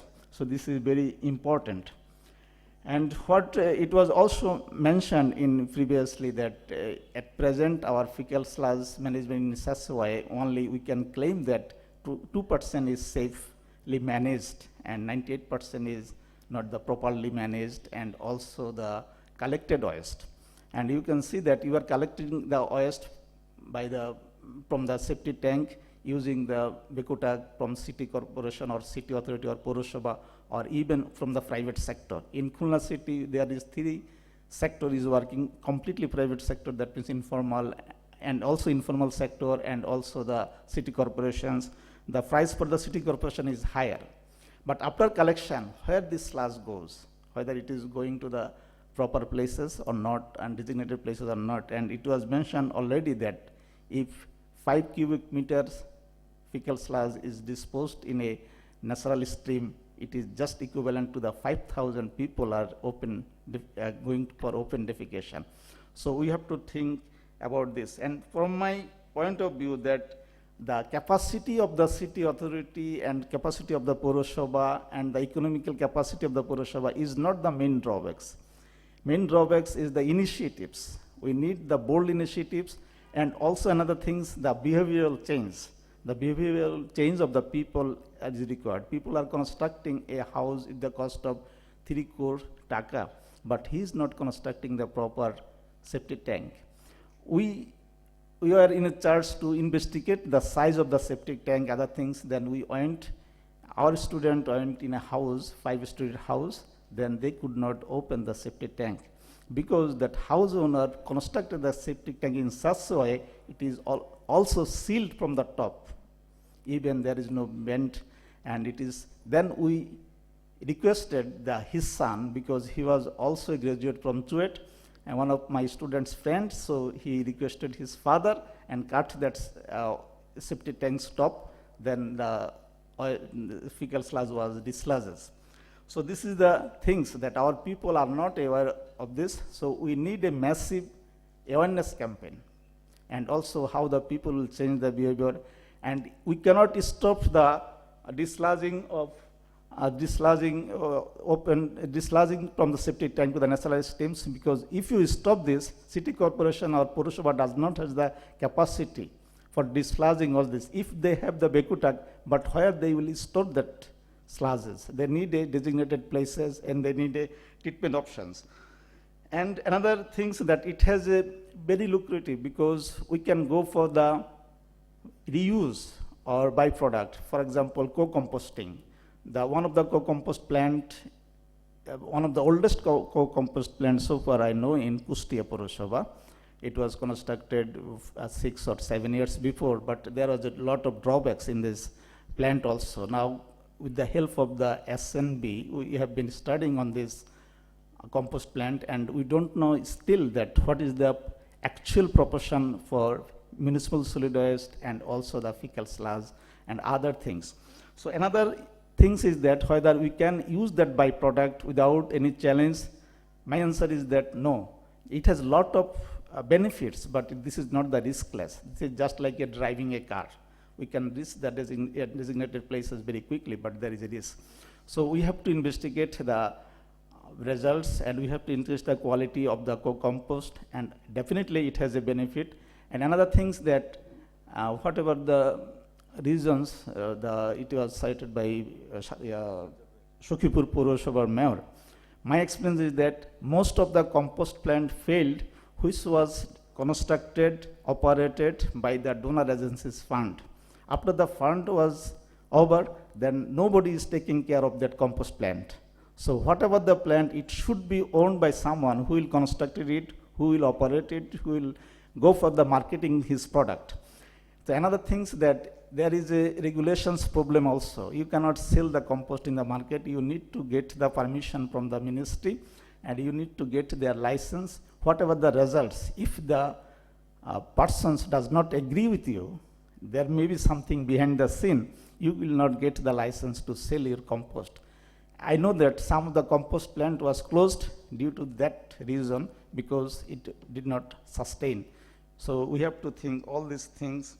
So there are a lot of things which should be addressed. Another thing is that health safety is also very important. Whatever we saw in the presentation, around 31 people died.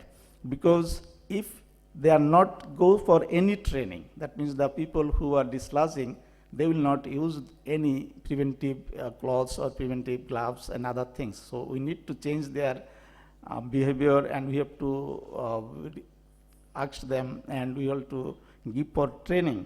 Otherwise, these things will not have work. So this is very important.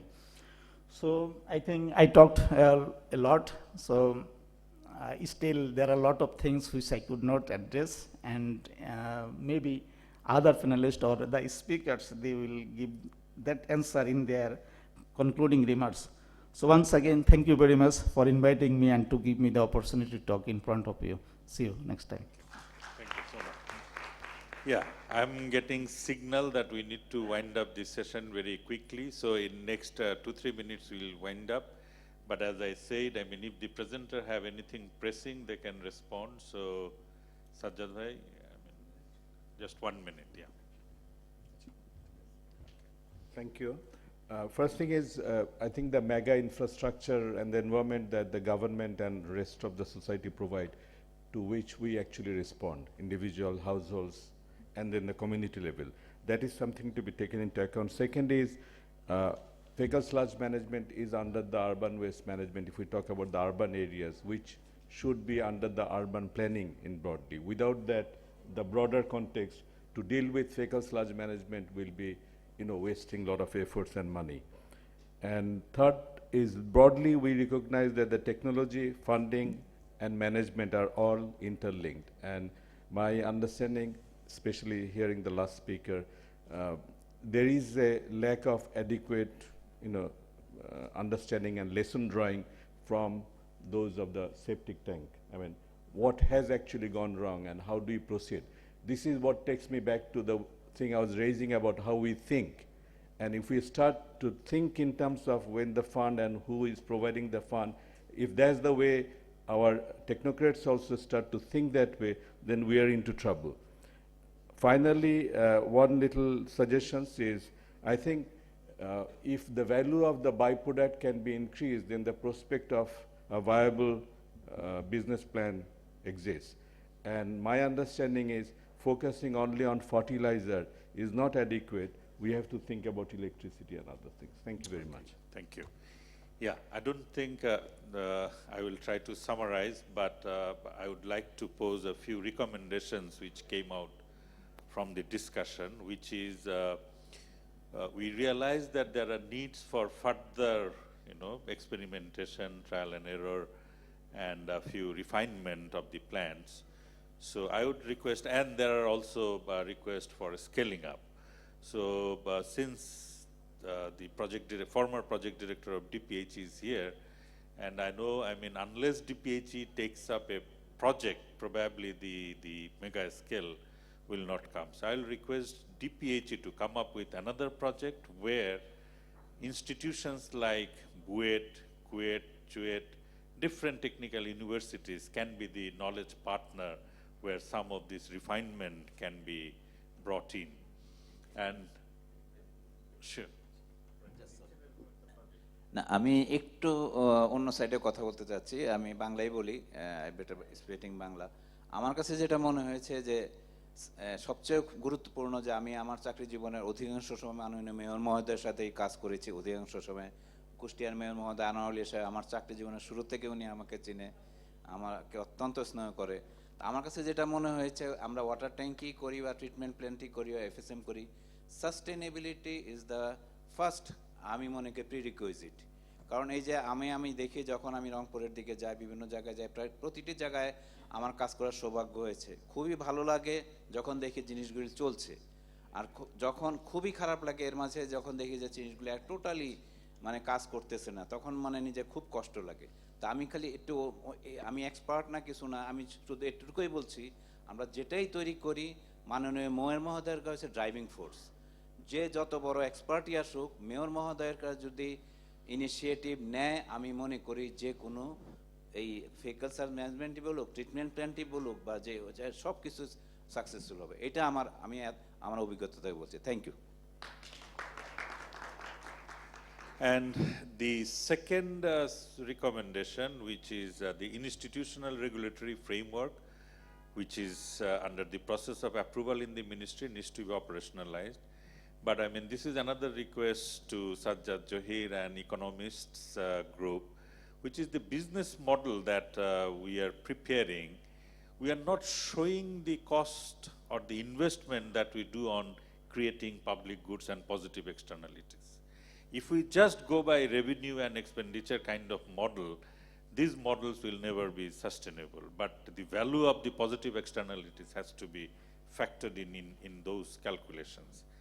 And finally, I mean, I would like to say that this is not the same Bangladesh that we have seen in 80s or 90s. I think the new leadership, especially both in union parishads, also in municipalities, the leadership that we are seeing and the examples that are being created in 11 or 15 municipalities with plants in different stage, the tenacity and passion of those mayors are really the driving force.